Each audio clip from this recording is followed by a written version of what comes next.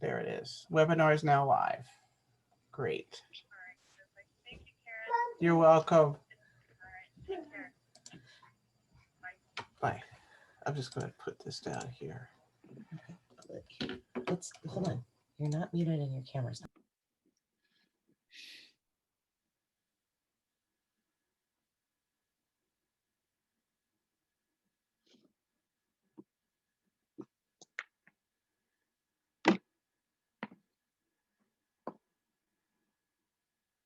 Hey everyone.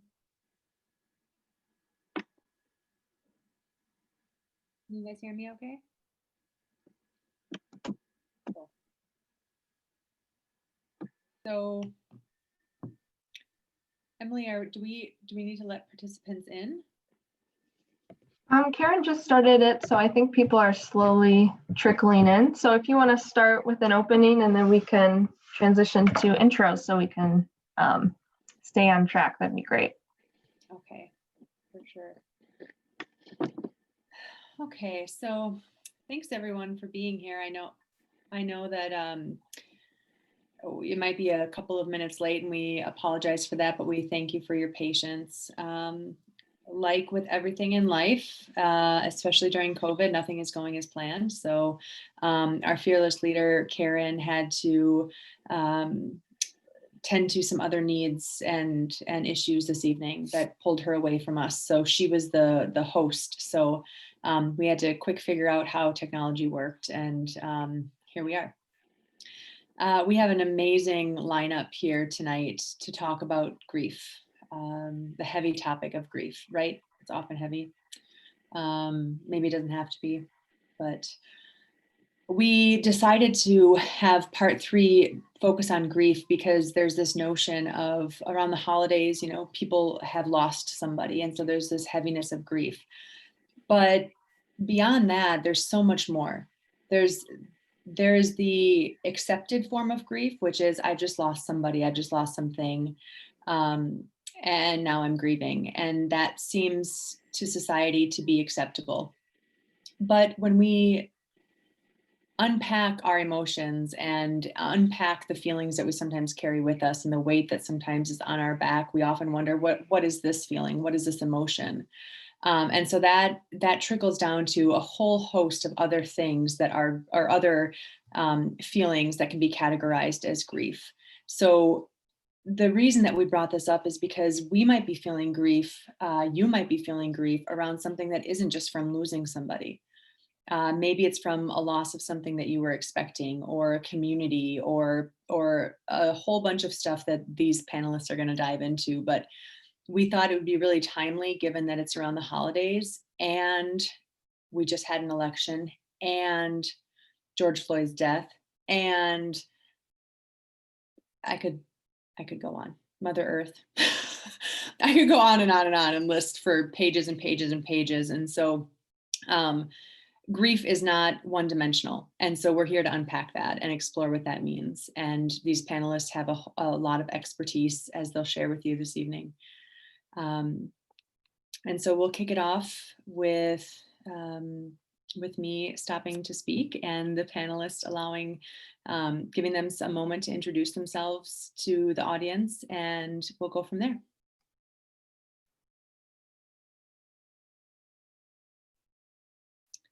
Naomi, why don't you kick it off, because you're in that upper left-hand corner, unless that's not on everyone's screen, but on mine it looks like it is. Yeah, sure, I can kick us off. So I'm Naomi, pronouns are she, her. I'm based in Brooklyn, New York, and I am a death and grief guide, and a writer and an all-around general creative. I completed my end of life training in November with Going with Grace, which was so wonderful. And as we've moved through COVID and I moved through my own personal loss with my mother at the beginning of the year, I've definitely been in a very unique position to experience grief from the position of somebody who is grieving and somebody who is also helping others deal with and process their loss. So with that said, I'm really happy to be in community with you all tonight, and I hope that you hopefully get something that you need from this.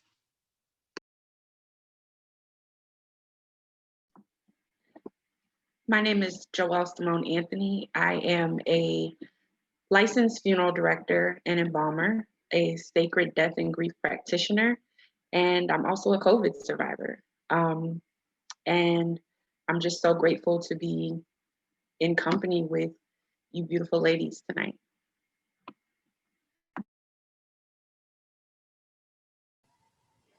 Hi, I'm Jessica Reese, the Death Empath. I'm in Southern California, and I'm a death doula for people and pets. I did my training 4 years ago through ANELDA, and I actually specialize in grief, loss, and death, but I love working with people who are self-grieving. I love to do embodiment practices such as dancing, grief singing, and also just being in community with people in their grief. And then I really believe that life and death are one. So I'm also an intuitive, so I use a lot of my intuitive abilities to help people through their process to access their feelings and their emotions.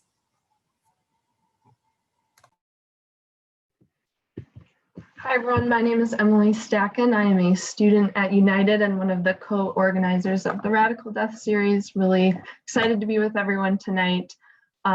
And I'm going to, before we get started with questions, just hold a minute of silence for everyone who's here tonight, who's grieving their own personal people or things in life. So I asked all panelists if you could actually turn your cameras off for just a minute. I'm going to light a candle and we'll have a minute before we get started.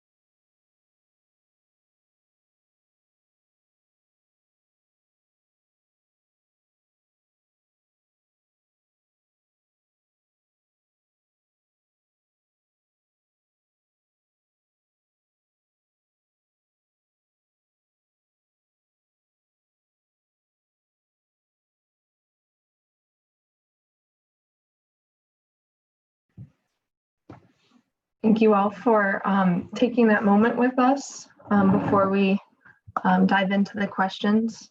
So take the time that you need, and Kristen will kick us off with our first question for Joelle.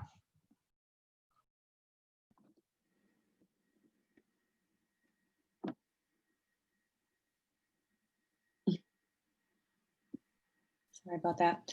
So Joelle, this question is kind of kicks off everything, and it's a big one. And it's really about what we're missing with grief. And I alluded to this earlier with this notion of, we just assume that it's, if you lost somebody, then you're able to grieve. And I say able with quotes. So what are we missing with grief? What does the term disenfranchised grief mean? And why is it important to acknowledge? Great question. Disenfranchised grief basically boils down to grief that is not readily accepted and embraced by society. Myself and Anita Pollard Grant have a class, and in that class about disenfranchised grief, we talk about suicide, we talk about abortion, we talk about individuals who experience loss on a consistent basis because of where they live, because of the color of their skin, or because of the things that they're going through that no one knows about. And the example I give in the course is to imagine that you're on your way throughout your day and you see a dog get hit by a car. And you have to go on with your day, but the entire time you're worried about, is the dog okay? Did the dog die? Does the owner know that the dog got hit by the car? And particularly with us in the African American community, we experience this experience constantly on the news with George Floyd's death and other things that happen that don't hit the mainstream media.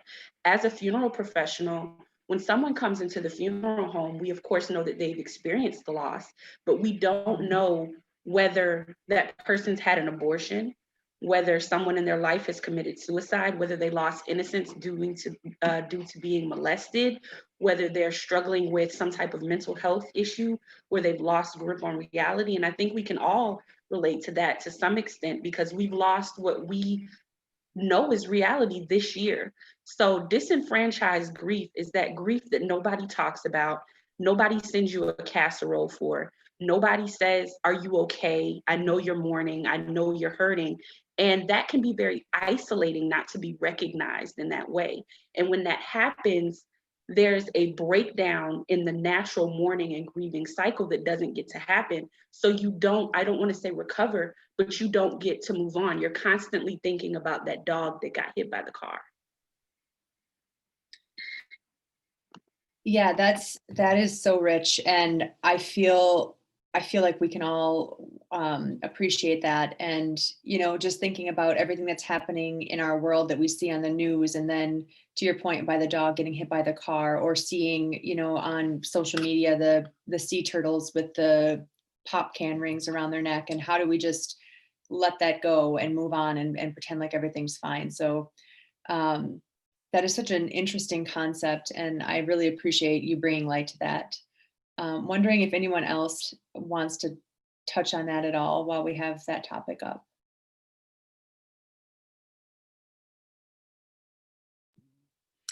I just wanted to share that I'm really glad that we're talking about disenfranchised grief, just because there is so much grief where we are in the world right now with COVID, but also so much grief prior to COVID that prior to this didn't really have a space to be talked about. COVID has kind of been the thing that has forced us, not only as sort of like death care and grief professionals, but also just as like friends and families and acquaintances, to really arm ourselves with knowledge around grief.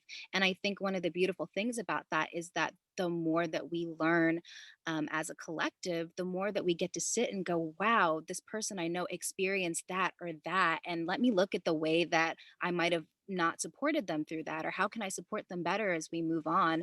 And I think that one of the really important things is that as we acknowledge this, like I said, like learning about disenfranchised grief isn't just important for death care professionals, grief professionals, doctors, therapists. It's important for us as a society. So I'm really glad that we're having a conversation to acknowledge it.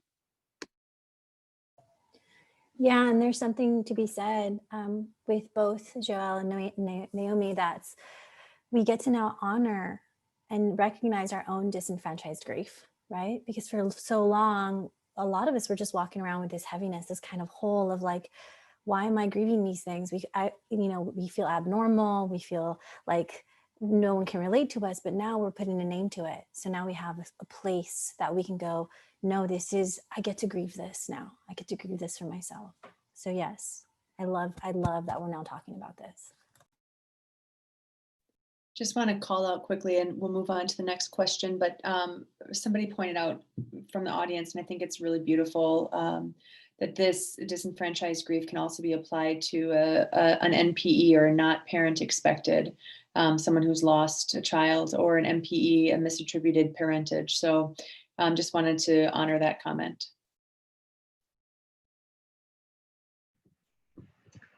Our next question is, like Kristen mentioned, we intentionally wanted to have this panel around collective grief around the holiday season, because the holidays can be very heavy, especially for those of us who are grieving our loved ones who have died.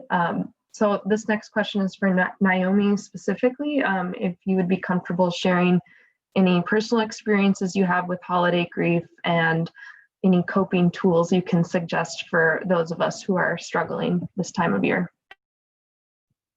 Yes, I can definitely touch on holiday grief. I am sitting personally in the midst of holiday grief, not only as somebody who is assisting others through their grief, but on a personal level. As I said, I lost my mother at the beginning of this year. So the holiday season has sort of been something that's been looming on the horizon as the year began. I think the one silver lining of the year that we're in is that even though grief can feel so isolating, we are all grieving on a level. Even if we're not grieving the like a death, we're grieving maybe the loss of a relationship. We're definitely grieving what the world looked like prior to this year. A lot of us are grieving the fact that we can't be with our families this year. So, like I said, even if we're not grieving a death, we are all grieving some kind of loss. So, the silver lining is that I know that I'm not alone in my grief. And I think it can be hard to remember as we grieve that we truly aren't alone. Um, I can share things that have worked for me as I process this grief and I've recommended to others. I really love recommending people move their bodies, whether that's yoga or that's, some kind of meditation or that's just taking a walk or that's dancing. And it doesn't have to be perfect because we live in a society where we have to do things in a specific way and they have to be just right. But there's something so freeing about just moving and dropping out of your head and dropping back down into your body that's so reassuring. I love to recommend journaling. And I especially love to recommend like grief groups if that's something that you feel like you need. Just sharing space with people who can resonate with your experience and resonate and don't try to fix can just be really, really freeing. It can be so deep and so wonderful and so reassuring to just show up and be seen and to know that your grief isn't something that needs to be fixed, but can just be seen and held as it is. Um, and I'd love to know what Joelle and Jessica could have to add to that if they feel comfortable as well. For sure. To piggyback off of what you said, getting out of your head, I believe strongly in rituals, which are kind of like a head thing. But every morning when I wake up, I have certain things that I do before I even tap into my phone, before I allow anyone else's energy into my space and into my day. I like to do certain things. And that can look like anything. It could be having a cup of coffee, it could be, doing a meditation, it can be a prayer if you're a spiritual person. It can be going for a walk, like you said. Walking for a life has been a lifesaver for me this year, literally. It has made me get up and get out of whatever I'm in. So I think that that is very poignant, that you said, just everything that you said. So, yeah. So this time of year is bittersweet for me. I guided my very first person, which was my grandmother who passed away Christmas Eve at midnight. And there's this power. I was empowered in my death work, but also I lost this matriarch of our family, and that was so huge. And it really took me so long to fully process losing her. And what I've realized really helped me is to give the people I've lost a place in when I'm decorating. So I love that you talk about rituals, Joelle, because it does really help to create like instead of just putting up decorations on my Christmas tree, I've now created like this Christmas tree ancestor altar kind of thing, where my Christmas tree now has pieces of them.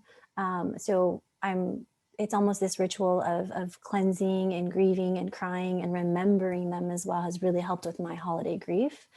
And just giving them a place, at the table, recognizing the memories that we shared with our loved ones that we've lost, and really making them present in our daily activities, especially around the holidays, because it does get incredibly heavy and painful. So I just wanted to add that.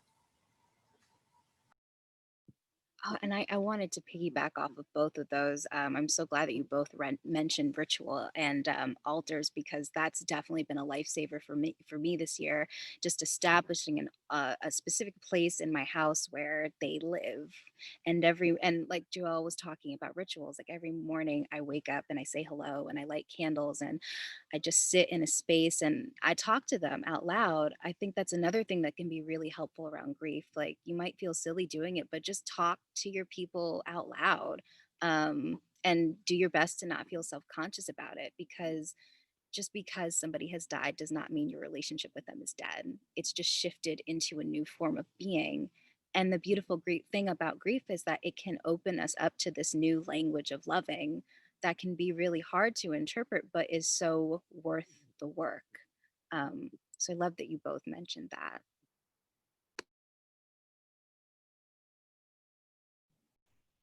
Awesome. Those are all such rich words of wisdom. I know that I work in palliative care and hospice, and a lot of my patients have lost and are themselves transitioning. And I wanted to piggyback on what you had said, Naomi, about journaling and just the power of writing loved ones a letter, even though that they're not here. It's a way to journal to them. And I think that that can be really sweet because sometimes what we can't say, we can write a whole lot better. So, all right, next question here, guys. Gals, humans. This is for Jessica. And this is on community grief, looking at how we see community grief as having a different impact on individuals over personal grief. How can we support ourselves, our friends, our family, and our community in grief?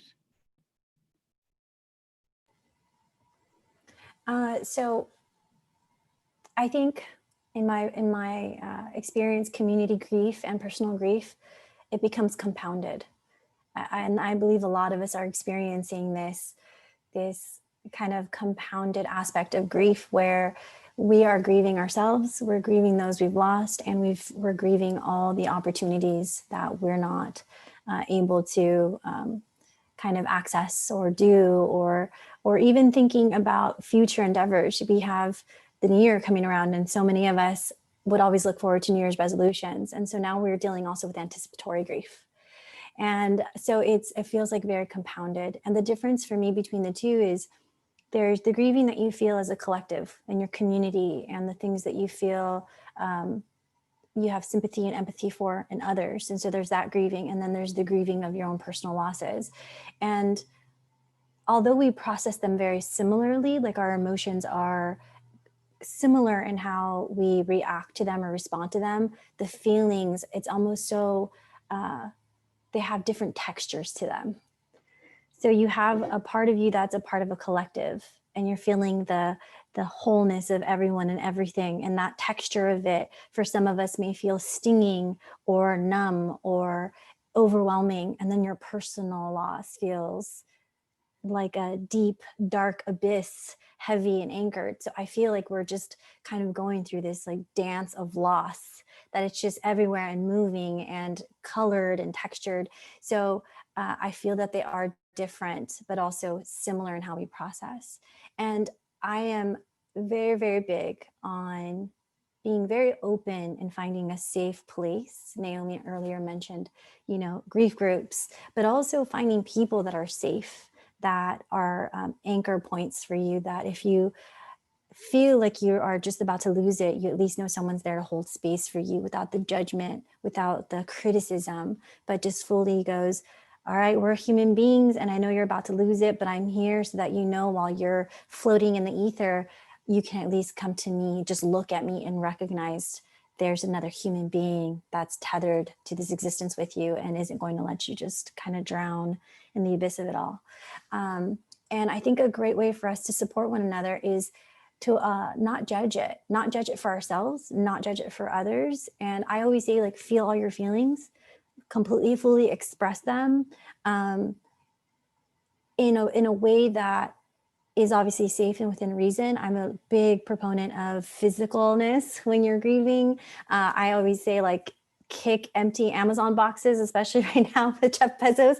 Kick empty Amazon boxes, throw mason jars up against a wall, whatever you feel that you need in order to express and access your feelings around your grief and your loss. I say go for it, and just not judge it. Really try not to judge it for yourself. And with friends, when you're seeing someone else who's grieving, you don't know what to say or what to do, your presence is honestly, in my experience, what most people really, really prefer. Just your presence. You don't have to say anything. You don't have to do anything. Just be there and not try to fix it. Naomi also mentioned that earlier, and I think Joelle, you did too.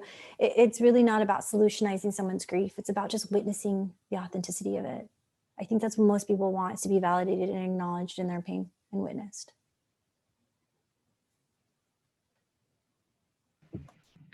Thank you. And the next question actually is for everyone and relates a lot to what you're saying.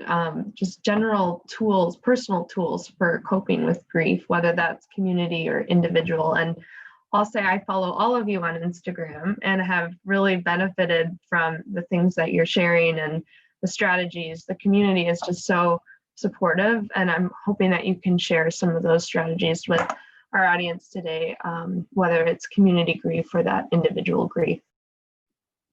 Is it okay if I touch on the topic of community grief briefly before we move into strategies? Just because I feel like it's so important to talk about community grief, and I love that Jessica said that it's like the aspect of grief is the same, but the textures are different. And I feel like especially this year, that's something that we've all kind of been coming to terms with and trying to synthesize. And I feel like especially in the Black community, like that's something that we have dealt with for so long, but the state of the world has finally put us in a place where other communities can recognize that that's what we're doing, and that's what we've been holding for so long.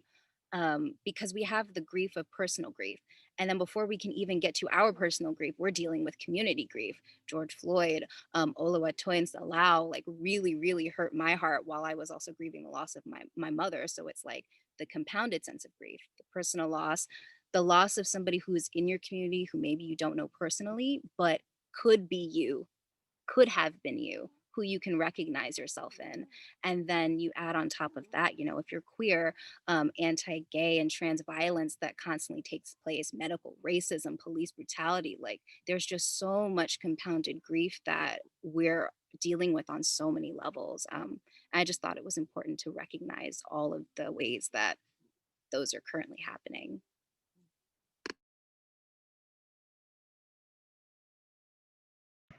Thank you, Naomi. That is intersectionality of grief and how all of our identities play a role, and those layers are so important to call out, and a huge part of takeaway from tonight too.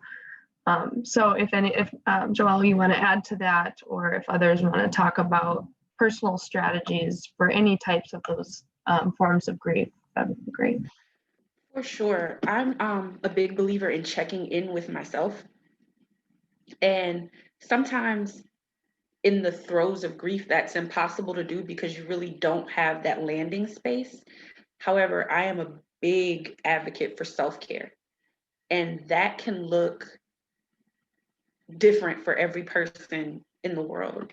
But just setting a boundary or an affirmation. You mentioned New Year's resolutions or an agreement or an affirmation. Every day I tell myself I'm going to show up.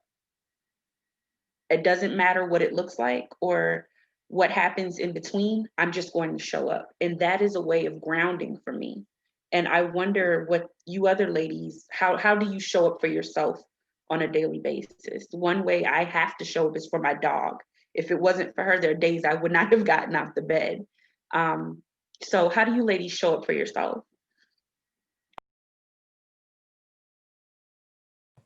I'm going to speak from a mental health perspective. So I have had chronic depression, clinical depression for 20 plus years.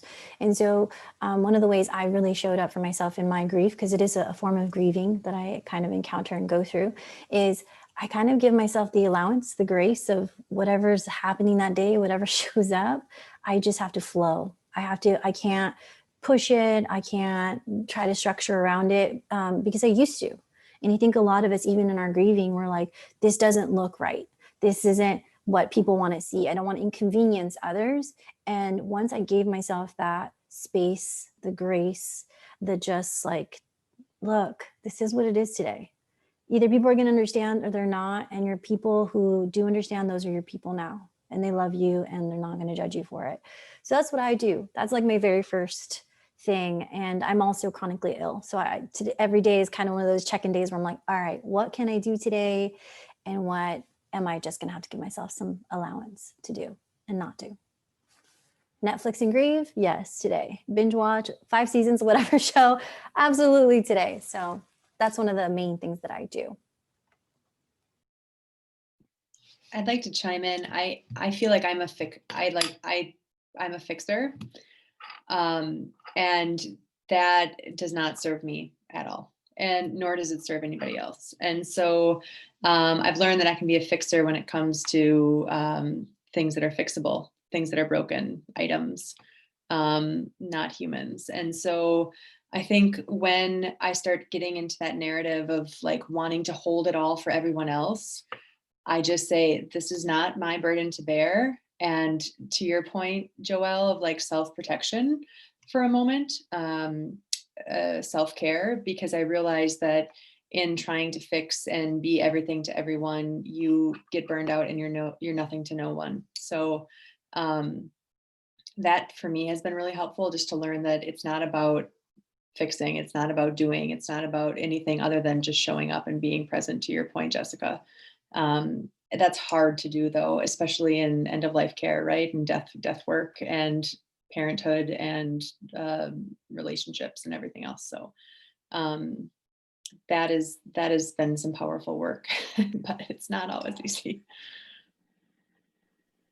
I love everything that all of you have shared thus far, and I relate and resonate to pretty much all of it. I found really briefly the 3 ways that I've showed up for myself this year in the midst of grief have been boundary work and the grief group that I started and breath work, all of which I found this year. I've been really sitting with the fact that grief has taught me about my boundaries. And it's really taught me that my boundaries were not great before I was grieving. But in order to actually honor my grief, I had to get better at listening to myself and listening to what my body and my brain and my heart told me that I had the capacity for and what it told me that I didn't. And that is, forever ongoing work. But I find that sitting with grief and being in a grieving space can open up just such fertile ground for exploring the ways that you show up in the world and how you relate to people and how they relate to you. Um, and also the grief group that I started called Black Folks Grieve, which is specifically for Black people to be in community around grief. I started because I needed a place to talk about grief, but I needed to really just be around Black people who could relate and not have to explain and worry about, will they get it? Will they this? Will they that? And I found that it really helps me show up for myself because I have to show up for this group, but it also is just so nice to be around other people who are grieving in a similar way or can at least see and relate to my grief from where they are. And lastly, breath work, which I kind of fell into this year, has been a really wonderful way to stop and check in with myself. And also just, it's so refreshing when you think about it because your breath completely belongs to you. So sometimes it's like 7 minutes, 5 minutes, an hour that is literally just yours to sit and put your hand on your heart and put your hand on your chest and go, how do I feel? What does it feel like to just sit and breathe? That's all I have to show up to do. And that I think is really powerful.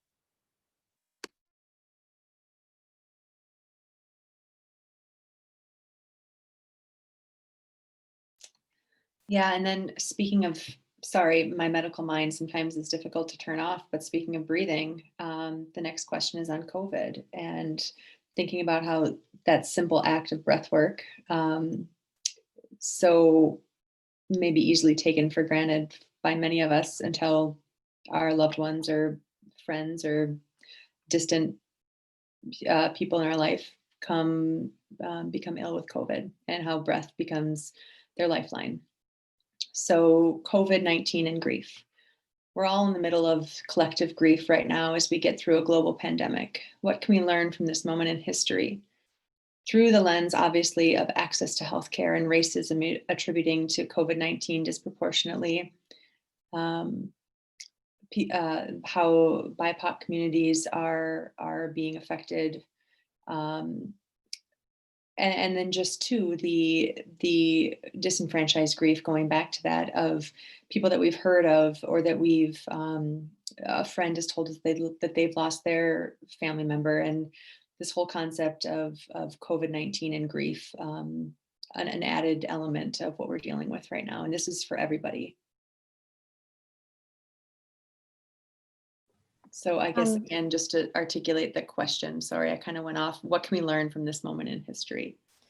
Well, I can talk about personal experience. I actually lost family members to COVID complications, and being Hispanic, I'm Mexican American, and my uncle not getting the kind of medical attention someone else would have received. But also, so looking beyond the political lens of everything, the medical aspect of it, I had to learn to say goodbye without being present.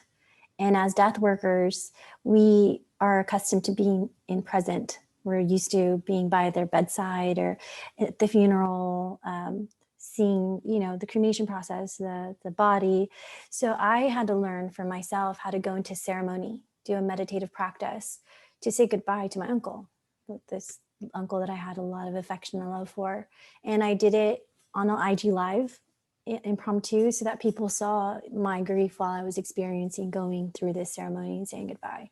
And that we can indeed, through visualization and meditative practices, have our own personal closure, create a space where we get to say all the things we want to say. I love you. Thank you for being a role model. Thank you for always inviting me to go dancing. Thank you for being a queer Latino male and always showing up as your big full self, and showing me I can as well, and not caring what other people think. And so I got to say all those things to my uncle by going into ceremony. And I think that's one of the things that I learned through this whole process personally, that saying goodbye doesn't necessarily have to be in a very physical, present way. We can actually spiritually go into that space with our loved ones and create what we need to get closure outside of anything else or anyone else. And my first experience with losing someone via Zoom, because he was taken off of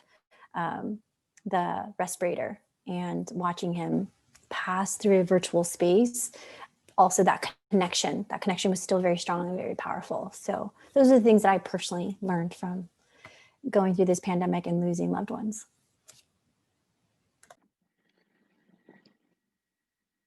Wow. Wow. I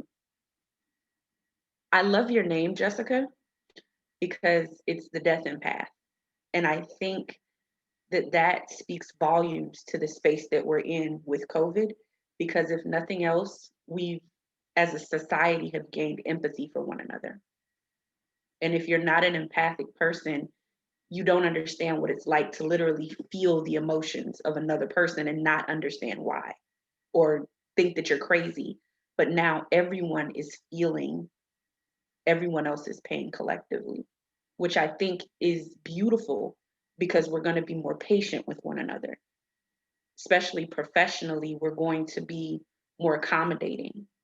And the limitations of the love that we have for one another have been stripped because of COVID.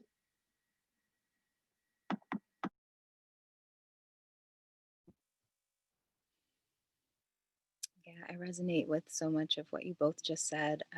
Speaking just from my personal experience, what I've learned from COVID, I haven't lost anyone to COVID, but I have been grieving in the midst of it. And I think what it's really brought up for me is, on the political side, it highlights all the things that have painfully not been working for so long, that so many people have been saying haven't been working, but are now being accepted as not working for the collective, because we are all affected by it. It's no longer just an issue of like this particular race or this particular sex or gender orientation is experiencing this. We're all in it. So we're experiencing that collectively. And I think that that's really moving things politically and empathetically. But what it's really brought up for me, politics aside as well, is just the rituals that we take for granted. There's sort of the more obvious ones, like just the idea of a funeral. like, we kind of take for granted the fact that, years ago we could just show up at a funeral and know that we were going to be seen and know that we were going to be able to touch and hug and cry and eat with and experience those things as a collective. And deeper down, knowing that our grief would be held in a collective space where it was normalized. And the loss of that, I think we can all agree, has just been so devastating and kind of catastrophic because it cuts you off from your community. It is an isolating experience. To have to create ritual for yourself because you can't be with the other people who mirror your grief is really, really difficult. Um, and it's also highlighting for me the things that we don't think are ritual, but really are. Because, there's grieving the loss of a person. There's also grieving the loss of your daily commute where you would see, your person at the bodega, your office, your coworkers, grieving just being able to walk down the street without a mask on. There's just so many things that are rituals that we didn't consider such, that we kind of took for granted.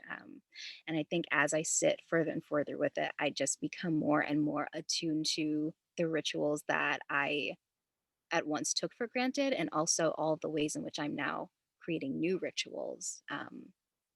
And that's been beautiful and also very, very hard as well. If that doesn't explain what grief is, right? I don't know what a better way to explain grief in general. What we've all been experiencing, this ebb, this flow, the crashing up against, the rocks, this full kind of being in an ocean, floating in the middle of nowhere. That's exactly what grief feels like. Whether you've lost someone or the energetic loss of something or someone, that's grief right there. Feeling like taking taking little things for granted and also being mad at inanimate objects, and then also having to create this new normal, this like new life where you're like a part of you died and now you have to move forward without you don't know what to expect, what you're going to see in the future. And we're all going through that right now. So that was a beautiful explanation, Naomi. Beautiful. I also think like the craving, right? Like the craving of touch, the craving of like the energy of somebody else in your presence rather than this. Like you guys all look fantastic, but I would much rather see the nuances of your face when you smile and like smell your smell. I know that sounds weird, but like that's what I crave and miss. And similar when we lose somebody, we don't get that. And those are the things that we crave, like that touch, that smile, that smell. They're certain something. And just having the loss of that is just really tough because I just want to squeeze everyone. And I mean, maybe not, yeah, but it's really palpable. Skin hunger. Yeah. So we have a couple of minutes here, and there's a couple of questions that came in. So one of them was any suggestions for people with a loss over several years ago or extended period of time of anniversary of loss, of friends, and some extended family don't talk or act as though he ever existed. So it sounded, I think you guys are getting the gist of that question. If you have any tools for this person. Anniversaries, birthdays, the day you met, your favorite day of the week, they can be very hard when that person isn't there anymore, but creating a ritual and a celebration, maybe on that day, even if it's something you have to do by yourself, releasing balloons, cooking that person's favorite meal, going to a place that you guys share together, little things that just connect you to their energy and their spirit and say, I love you in your own way, have worked wonderfully for me.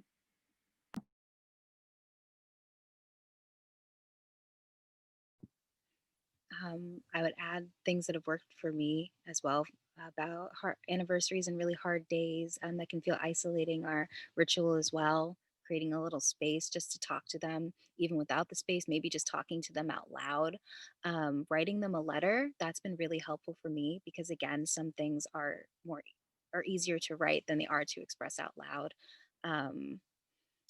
I would say reaching out to people who you feel like are safe spaces for you to express your grief, if those spaces do exist. But even if those spaces don't exist, I would say the wonderful thing about the internet and where we are right now is that you can find those spaces for yourself if you really do need to talk it through. Um, Google is a wonderful, wonderful wealth of information that can be overwhelming, but it really is possible to find community to support you in that way if you do need it. I also think it's really important that we do what's best for what we need in our grieving process. So although although your loved ones may not talk about this person that you've lost, although people may not know what to say, I always suggest doing what's best for you, right? If that means you need to go into ceremony with them, if that means that you need to create some sort of death anniversary, something for your sake, I think that's really important that we acknowledge that our grief is our grief, and self-grieving and self-honoring comes first. And if other people don't want to acknowledge your lost loved one, that doesn't mean that you don't get to talk about them. I even tell people, talk about them more. Because sometimes it's people don't know what to say or how to start a conversation, so they pretend it doesn't exist. But the more you talk about it, the more comfortable everyone becomes talking about it. So I say, do what you feel is best for you. And we had a comment in the chat that adds to Jessica's pointer on that about it's okay to ask for what you need, and remind others when anniversaries are coming up, trusted people that you want to celebrate that with. I thought that was great. Thanks, Alex. And we had another question come into the chat around, which I think is really interesting, and around different responses or experiences with grief that you've noticed. In terms of allowing grief and emotions being different between genders, if that's something that you've experienced, or if you have comments or suggestions around how to navigate coping mechanisms or strategies for grief across all gender identities.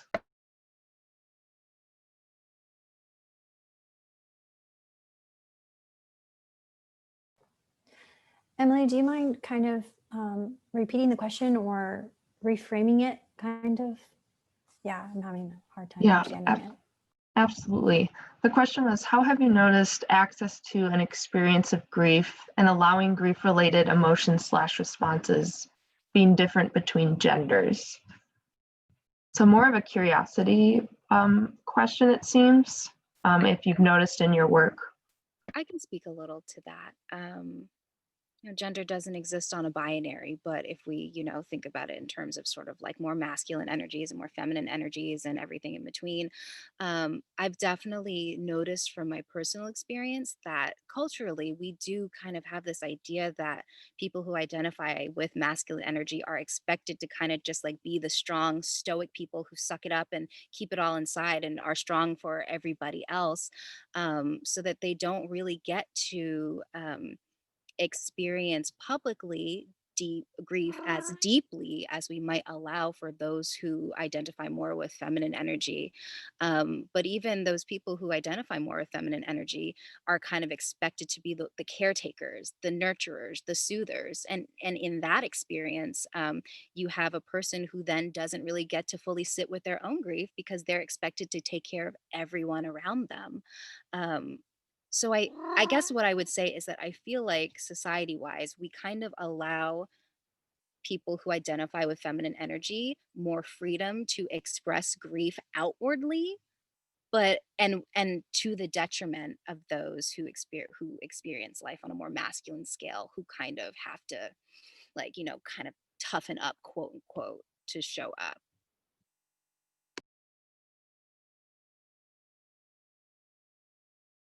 I want to chime in. I was just speaking with this woman who I've been working with for about 6 months now, who just lost her husband, and he's been dead now for 2 months, and she has not yet cried.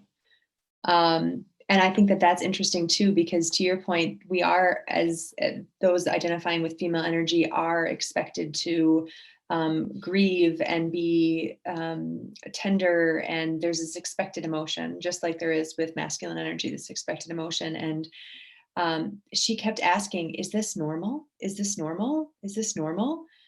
And I thought, my God, I think you're more torn over the fact that you haven't cried. And you know, just having that discussion with her on so many different levels, and so understanding that women and women identifying humans often struggle with having to also maybe perform a certain emotion that's expected, that I think is really interesting. So it goes both ways. I'm learning that, actually. It was really profound to hear that experience. I personally haven't experienced a difference in every single person I work with is very unique in their grieving process, but there are themes across the board.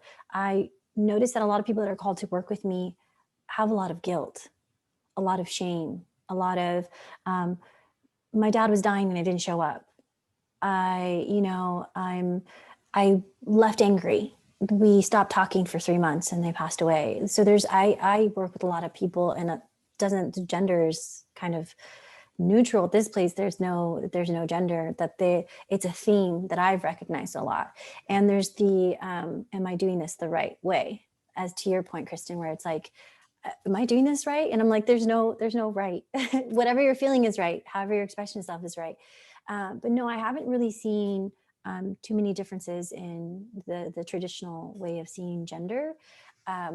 Culturally speaking, I work with so many different types of people that I think our grief is so unique. I do see people hiding or feeling weird about their heightened sexual libido. I do say normalize grief sex all the time, because people are like, what's wrong with me? And why am I so weird? Why am I have a heightened sense of libido? And then the rage. I do feel there's a lot of people like, I am so angry, or I feel nothing.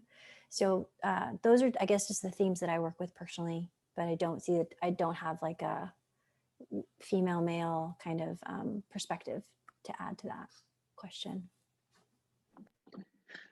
I work in a funeral home that is in downtown Atlanta, and a lot of our families come in because someone, especially Black men, have been killed due to gun violence.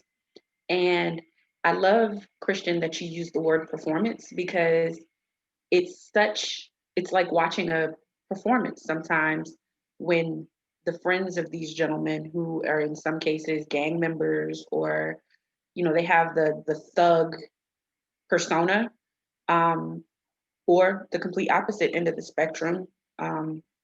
But it's like a performance, and I often find them sobbing, but they try to hide it. And then my question is, why are you hiding your emotion? I'm not supposed to cry. I'm a man. That's the response. And I think a lot of that is integrated in the way our culture, especially in the African American culture, is raised. But it's okay. It's okay to feel your emotion. It does more damage to try to live up to that persona. And especially, again, in the African American community here in the South, when someone dies, the women, like you were saying, Naomi, are expected to go to work. We're expected to cook. We're expected to take care of the household, make sure that everybody else is okay. But then Big Mama's in the hospital a few days later from stress, just the stress from having to take care of everybody else. And she thinks it's something going on with their health, but no, you're mentally strained. Blood pressure, diabetes, you're out of whack in so many ways because you're not showing up for yourself. So I think it just all circles back around to that, the importance of showing up for yourself. And like both Naomi and Jessica were saying, what do I need? What do I have the capacity for? Mentally, energetically, physically, spiritually, whatever. I kind of want to take it back to gender just for a second. Again, so much wonderful knowledge has been shared, and I'm so thankful to be in community with everybody on this panel. And I was thinking, as I thought more about the question, I was thinking about my grief group and just the ways in which people show up and share their grief. And as I sit and think about it, I notice something that I notice is that there's definitely a question of how much space can I take up with my grief. Um, and the only reason I bring gender up again is that I notice that people who identify more with feminine energy sort of will ask, like, is it okay for me to take up this much space, or like apologize for talking for too long or sharing too much, or crying, or just having a genuine emotional human reaction to something that they're sharing that is really deeply personal. And I also have noticed that there's also a really interesting aspect when, you know, if you happen to be non-binary and you don't identify with either gender, but you read a certain way, you kind of are monitoring yourself for how much space you can take up according to how people in a group might read you. Um, I had someone share, like, I read this way, I don't identify with that identity, but I'm really conscious of how much space I take up because I don't want to be read as the man in the room who's taking up all the space to talk about that, even though I don't personally identify with masculine energy like that.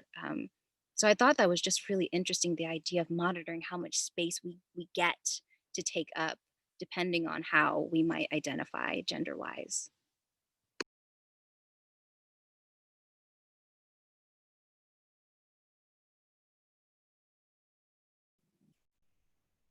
That is all, everything that everyone has said is just so incredibly important and rich. And um, I just get pissed. I just want, like, why does there have to be a box around a gender and an emotion? Like, why is that even why are we even discussing that? Like, what? Like, this is a lived experience. How can we possibly have an expectation of what you're supposed to do, how you're supposed to do it? Like, it's just silly. We have a lot of work to do. There was another question that came up, and not exactly, there might be a little bit of, I'm not exactly sure how to read this, so I'm going to do my best, and everyone else can see it as well. Just what exactly means being on denial. So I'm thinking that the question is maybe around the denial of grief, perhaps, maybe that part of the grief journey. And if I'm incorrect, please ask the question differently. But I think that the question is asking, how is it to be in denial?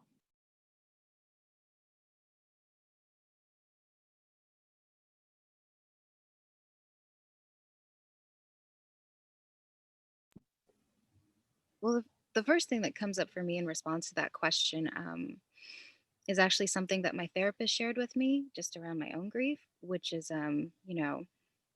enough time has passed that things are starting to come up and I'm starting to remember things that I maybe brushed by the wayside or kind of was like, I'll handle those when I have the capacity to. And she shared with me that, grief can be like a response to major trauma. And I think that kind of relates to denial. It's a way, it's a mechanism that your brain uses to kind of protect you and shield you from something that is really traumatic and really hard for your brain to hold on to. So denial can really be a protective measure, and it's not necessarily conscious, but it can be a protective measure that your brain is taking to protect you from dealing with something that is really hard to deal with until you get to a point where you have the space to, hopefully sort of move out of this survival mentality and really sit and unpack what that loss meant to you. So, yes, that's the first thing that came up when I heard that question. Yeah, and my brain immediately went to distraction. It's a coping mechanism. So the way we process our grief is very different. So denial can be a way to cope with the feelings of overwhelm, of not knowing how to feel, how to think, how to behave. And from personal experience, my denial is distraction. I go into work mode. I become a workaholic. I do all the things that seem normal to society. Like I can be a workaholic and everyone's like, oh yeah, you're just working really hard. That's great. But I'm hiding my grief. I'm hiding or I'm like pushing back. I'm like, I can't face this right now. I don't have the space, because if not, I'm just going to like start wailing at the moon and like flop around like a fish on the floor. And like, and I think another thing for me is also what came up. The word was inconvenience. A lot of the time I feel like we can't go into that space because we're going to inconvenience everyone with our true authentic feelings of our grief and our sadness. And like I said, like me, howl at the moon, flop around like a fish. I don't want people to feel inconvenienced. So that's what came up for me when the word denial comes in. For me, it's a coping mechanism.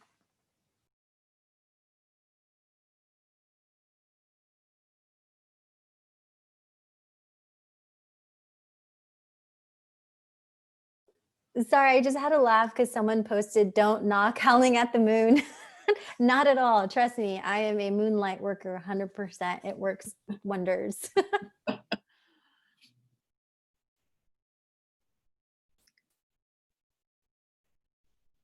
So we're at our time.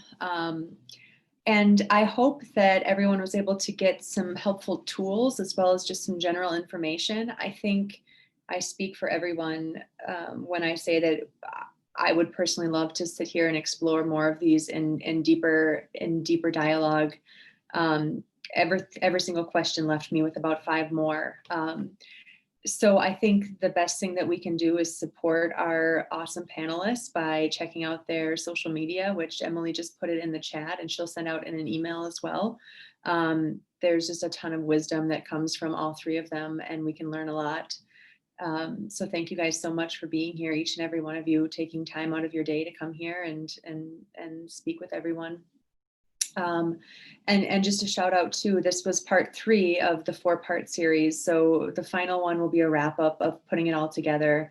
Emily and I, and with Karen's help, are going to have to put our heads together because that's a tough one to try to wrap our head around for an hour-long discussion. It might have to be extended, but talking about everything that we've covered thus far. So I hope that you guys will join us. Keep an eye out for your email for dates on that. And as always, send follow-up emails, thoughts, any suggestions. We're always open to learn.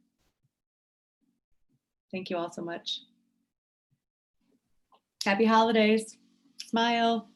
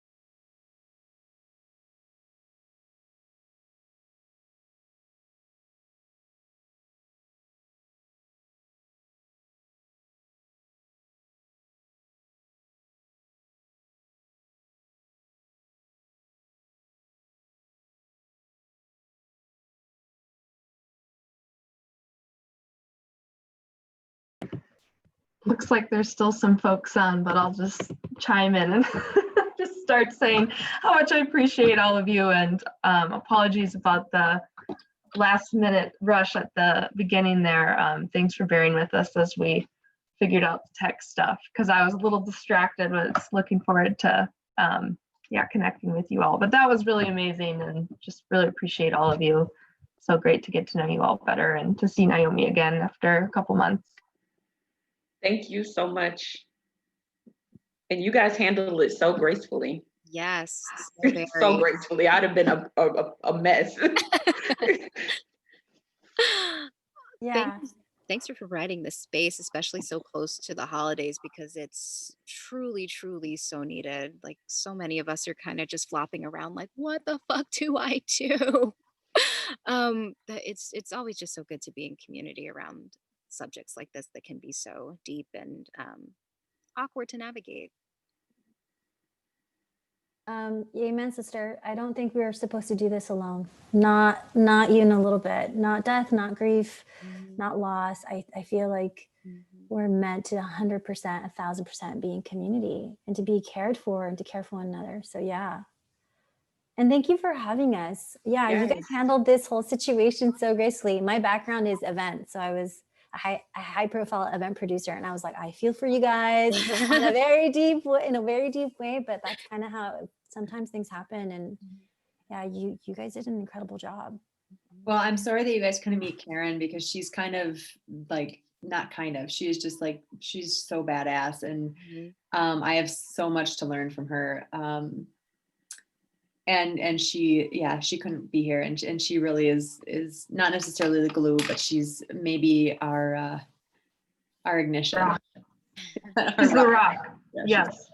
And I was like, I'm gonna light this candle. I'm gonna stay calm. No, it was definitely, Jessica, to your point, events. It can be the tech issues. Like if that was all figured out, I'd be just fine. But yeah, to Kristen's point, Karen, you'll have to loop up with her again because she is like my biggest inspiration ever. She's so great. She wishes she could be here too. And then if you all want to send me, I did this last time too, like any events or other social media pages, handles, anything like that, I can blast that off to the list. And there's quite a few folks on it as these events have kind of, over time, we've got a nice community group. So if there's anything coming up that would be helpful to share, please send it my way and I can send that out. For sure. And thank you for doing this series. It's so powerful right now. Like I feel the energy around it and I'm like, oh, trickling, rippling, getting huge and expansion outward. So yeah, amazing. Thank you. Thank you. So actually, we had talked just a real quick, if you guys need to log off, that's cool. I completely get it. But there's a death cafe that happens here in Minneapolis and it has been on hold. And so after George Floyd's death, Minneapolis was just crazy. It was just crazy. And both Emily and I are here and we reached out to Karen and said, should we do some sort of a grief thing? And she said, I just feel like grief is not what we need right now. It needs to be so much more than that. And we kind of went back to the drawing board and came up with like these 4 kind of ideas and trying to pull them into to death, but then also to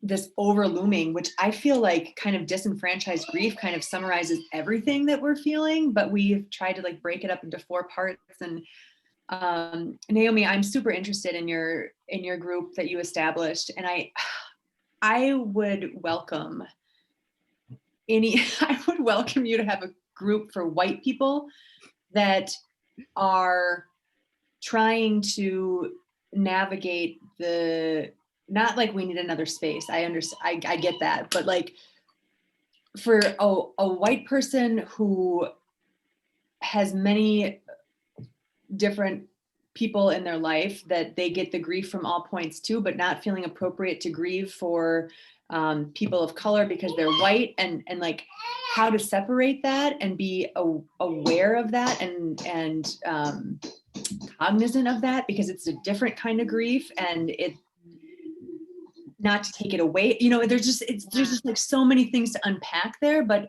like being here in this space in Minneapolis when all of that went on, like it was just real heavy. And I feel like for me as like a very power to the people and like love everybody type of person, I didn't feel that it was ever appropriate for me to feel grief because I'm white. But then that like built up after a while and I was just like, fuck, like how can I do this? But I don't really need a space, but I kind of need a space. And who do I ask for that space? I think that would actually be a really great workshop or a panel, like the 3 of us, on like how white people can grieve for people of color but not take up like more space than they need to, kind of. I mean, like it sounds really kind of harsh to say that they need to, but how to take up the appropriate amount of space when it comes to grieving. Because I mean, I kind of feel like if you have a question that you're struggling with, there's like 85 more people who are struggling with the same question. Yeah, I think that would be a really rich conversation to have. Kristen, that kind of feels like ancestral healing. Totally. So, Totally. Because we all have ancestors from all over the place, all over the world. And so one thing I did in a workshop was privilege to ally power. And it came from a place of because guilt is at the forefront.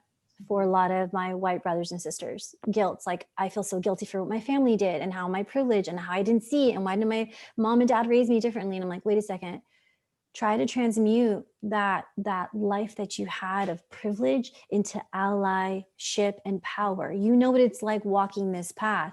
Help your BIPOC, LGBTQ walk the same path. Be on, hand in hand with these people that are your brethren. And in that space, then you can start doing the healing together. All your ancestors, all of us. Like I'm a colonized and colonizer. I'm half European, half native to the Americas. So I internally have that same like conflict of part of me is white and the other part is this indigenous population that went through genocide and rape, and my whole culture was stripped from me on one end. And so it has a lot to do with allowing yourself enough space to process, to grieve, so that then it empowers you to move together as a collective, as a whole, as a human being, as a species. But yeah, something like ancestral healing, like, bridging the great divide, something kind of cool like that, where it's talking about, let's start breaking cycles. Let's talk about our forebears. Let's talk about what our ancestors did and didn't do and how they could have done better. And now it stops with me. And now I get to move forward in my grace and my empowerment. And I just get to be in this space holding everyone up.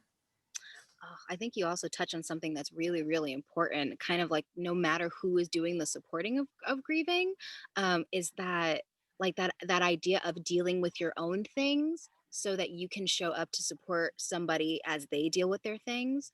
Because like I said, I think the hard part about wanting to support someone who's grieving is you wanting to hold that space, but also needing to be careful that the triggering of your own wounds isn't then causing you to project on that person in their grief, because it's not the job of the grieving person to be like, that's your shit. Like, it's not their job, because who can do that in the midst of such grief, So I think that would be something that's also really vital, like how to sit with your own privilege, your own things, your own wounds, your own triggers, so that when they come up, you can identify them and go, oh, wait, that belongs to me. Let me put that over here so that I can go back to this person that I'm connecting with. Yeah, and our death doula training does that. It teaches you to be neutral, to come into all your spaces with like neutral energy, that you now become a container, and that all emotions and feelings are held there in a non-judgmental, like you almost become like separated from yourself. Yeah. So I love that. I really, really love that.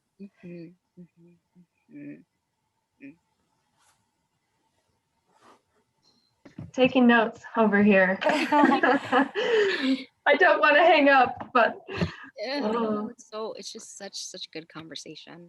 It is.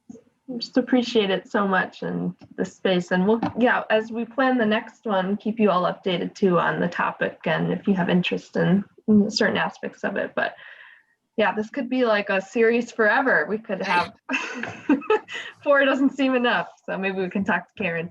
But anyways, thank you all so much. It's so just like have extreme gratitude for all of you, and just so nice to get to know you too in this space. And yeah, send me things that I can send out too to keep promoting your work, because we need more people like you. I have a club now, so I'll definitely send out to you. Yay! Awesome. Yeah. Cool. Okay. Can't wait to. All right. Thanks, everyone. Bye. Take Thank care. you Have a so great much one. for your time. Bye. Yep. Bye.